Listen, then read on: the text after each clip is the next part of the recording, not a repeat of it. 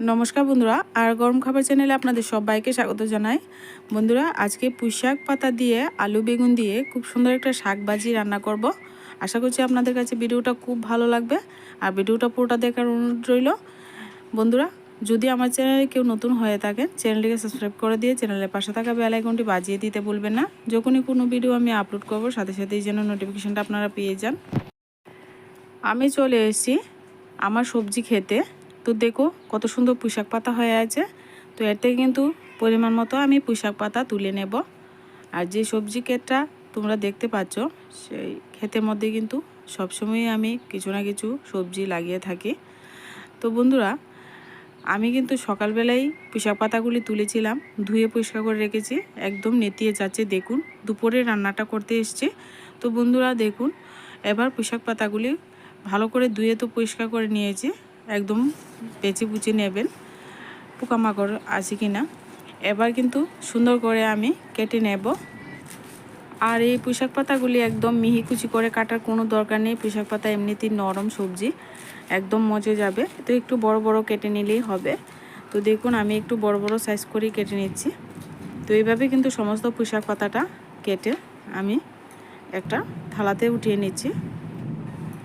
পুঁইশাক পাতার রেসিপি কিন্তু আমরা অনেকভাবেই রান্না করে খাই। এভাবে যদি ভাজিটা আপনারা না খেয়ে থাকেন বন্ধুরা, অবশ্যই বাড়িতে একবার ট্রাই করবেন। আর ট্রাই না করলে আপনারা বুঝতেই পারবেন না কতটা সুস্বাদু হয় আলু বেগুন দিয়ে এই ভাজি, শাক ভাজি। তো দেখো পরিমাণ মতো এখানে রসুন কুচি নিয়েছি, পেঁয়াজ কুচি, আলু ছোট সাইজ করে কেটেছি, বেগুন নিয়েছি দুটো, কাঁচা লঙ্কা পরিমাণ মতো নিয়েছি। চুলায় একটা কড়াই বসিয়ে দিলাম, পরিমাণ মতো সর্ষের তেল দিয়ে দিলাম। তেলটাকে ভালো করে গরম করে নিতে হবে। ভালো করে গরম হয়ে গেলে এখানে আমি দুটো শুকনো লঙ্কা ফোড়নে দিয়ে দিচ্ছি। এখানে আপনারা তেজপাতাও দিতে পারেন, হাতের কাছে বন্ধুরা তেজপাতাটা নেই। তো এবার লাল লাল করে শুকনো লঙ্কাটা ভেজে নেব। শুকনো লঙ্কাটা ভাজা হয়ে গেছে। এবার আমি এখানে পরিমাণ মতো রসুন কুচিটা দিয়ে দিচ্ছি। এখানে 7-8 কোয়া রসুন একদম কুচি করে নিয়েছি, দিয়ে দিলাম। পরিমাণ মতো পেঁয়াজ কুচিও দিয়ে দিলাম। ফোড়নটা সুন্দর করে ভেজে নেব। বন্ধুরা, যদি কেউ চ্যানেলে নতুন বন্ধু হয়ে থাকেন, চ্যানেলটিকে এখনও পর্যন্ত সাবস্ক্রাইব করে নিয়ে আর আমার চ্যানেলের ভিডিওগুলি ভালো লেগে থাকে, প্লিজ চ্যানেলটিকে সাবস্ক্রাইব করে চ্যানেলের সাবস্ক্রাইবের পাশে থাকা বেল আইকনটিও বাজিয়ে দিতে ভুলবেন না। যখনই কোনো ভিডিও আমি আপলোড করব যেন সাথে সাথে আপনারা নোটিফিকেশানটা পেয়ে যান, সবার আগে আপনারা দেখতে পারবেন ভিডিওগুলি। তো দেখুন বন্ধুরা, আমি পেঁয়াজটা অর্ধেক ভেজে নিয়েছি। এবার পেঁয়াজের সঙ্গে আমি কিন্তু আলুটা দিয়ে দিচ্ছি। বন্ধুরা, তোমরা এখানে আলাদা করেও আলুটা আর বেগুনটা ভেজে নিতে পারো। আমি কিন্তু ফোড়নের সঙ্গেই ভেজে নেব। তো ফোড়নের সঙ্গে ভেজে নিলে চুলার আঁচটাকে এই পর্যায়ে কিন্তু লোতে রাখতে হবে। লোতে রেখে তারপর আলুটা আস্তে আস্তে করে নাড়াচাড়া করে ভেজে নেব, যাতে ফোড়নটাও ভাজা হয়, আলুটাও ওইদিকে ভাজা হয়ে যায়। এইভাবে কিন্তু চুলার আঁচ কিন্তু একদম লোতে করে রাখতে হবে এই পর্যায়ে। আর এখানে অল্প একটু লবণ দিয়ে দিচ্ছি, যাতে করে আলুটা তাড়াতাড়ি সুন্দর লবণটা আলুর মধ্যে ঢুকতে পারে। তো এখানে কিন্তু অল্প পরিমাণে দিলাম, পরে কিন্তু আরও দেব আমি। এবার আলুটা যখন অর্ধেক ভাজা হবে, তারপর কিন্তু আমি এখানে বেগুনটা দিয়ে ভাজা করে নেব। এবার আমি এখানে চেরা কাঁচা লঙ্কা দিয়ে দিলাম পরিমাণ মতো, আর বেগুনটাও সাথে দিয়ে দিচ্ছি।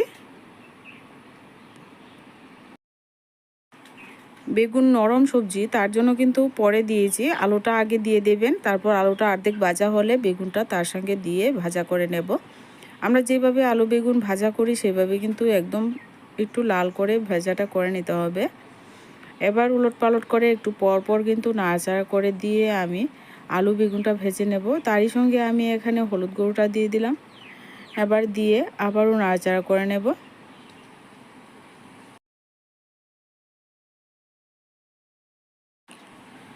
এবার বন্ধুরা, এখানে ভাজা জিরা ধনে গুঁড়ো দিয়ে দিলাম ছোট চামচের 1 চামচ। একটু লাল লঙ্কার গুঁড়ো দিয়ে দিচ্ছি কালারের জন্য। শাকের মধ্যে কিন্তু লাল লঙ্কার গুঁড়ো না দিলেও চলে। এবার ভালো করে নাড়াচাড়া করে একটু পর পর কিন্তু সুন্দর করে আলু বেগুন ভাজি করে নেব। যখন সুন্দর আলু বেগুনটা ভাজি হয়ে গেছে দেখুন, তো এই পর্যায়ে আমি এখানে পুঁইশাক পাতাগুলি কেটে রেখেছিলাম দিয়ে দেব।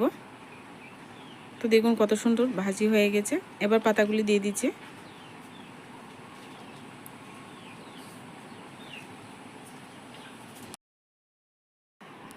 পুঁইশাক পাতাগুলি দেওয়া হয়ে গেলে এবার আলু বেগুন পুঁইশাক পাতা একসঙ্গে এইভাবে নেড়েচেড়ে মিশিয়ে দেব। শাকের মধ্যে কিন্তু এখন লবণ দেব না, একটু পরে দেব। শাকটা যখন মজে যাবে তখনই দেব। এবার এখানে ভালো করে নেড়েচেড়ে মিশিয়ে দিলাম। এবার ঢাকনা চাপা দিয়ে একটু সময় রেখে দেব। এবার একটু সময় চুলা আঁচটাকে লোতে করে রেখে দিয়েছিলাম। এবার ঢাকনা উঠিয়ে আবারও নাড়াচাড়া করে দেব। আর শাকটা কিন্তু সম্পূর্ণ লো আঁচে কিন্তু ভাজা করে নিতে হবে।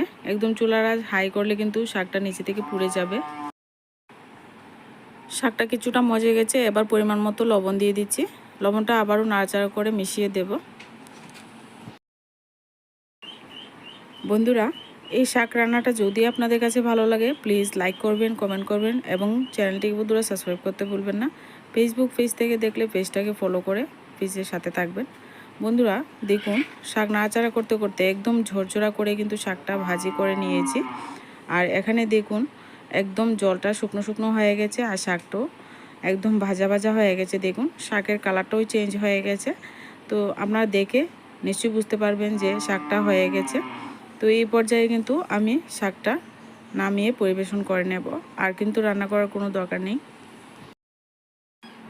আপনারাও বাড়িতে তৈরি করুন, একদম ঝটপট এই শাক রান্নাটা হয়ে যায় আর খুব সুস্বাদু লাগে খেতে। আপনারা খুব হেলদি একটা খাবার, অবশ্যই বাড়িতে আপনারা ট্রাই করবেন। ভিডিও ভালো লাগলে লাইক করবেন, কমেন্ট করবেন, চ্যানেলটিকে সাবস্ক্রাইব করে দেবেন।